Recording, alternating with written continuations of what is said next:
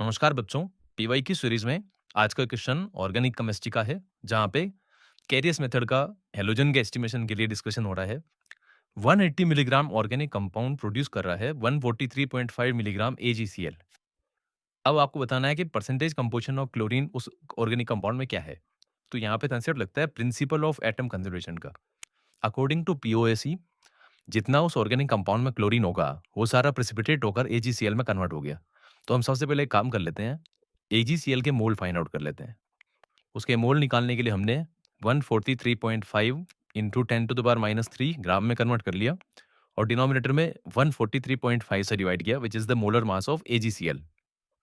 यहाँ से AgCl के 10⁻³ मोल आ गए, और क्योंकि इसमें एक Cl माइनस है तो Cl माइनस के मोल भी यही होंगे। अब Cl माइनस के जितने मोल AgCl में हैं उतने उस ऑर्गेनिक कंपाउंड में रहे हैं। ये है प्रिंसिपल ऑफ एटम कंजर्वेशन। हम क्या पढ़ते हैं? Atom can neither be created nor be destroyed.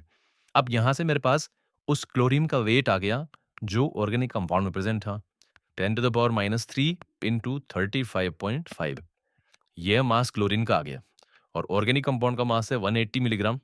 तो अब यहाँ से परसेंटेज ऑफ क्लोरीन आयन निकाल सकते हैं, जो कि आ जाएगा इस तरीके से।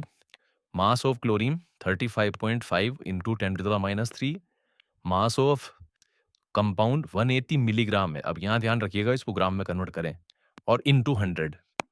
ये इस तरह से हमने सॉल्व कर लिया। 10 की पावर कैंसिल आने के बाद न्यूमरेटर में हमारे पास आ जाएगा 3550 और डिनोमिनेटर में 180। एक जीरो से जीरो कैंसिल कर लें,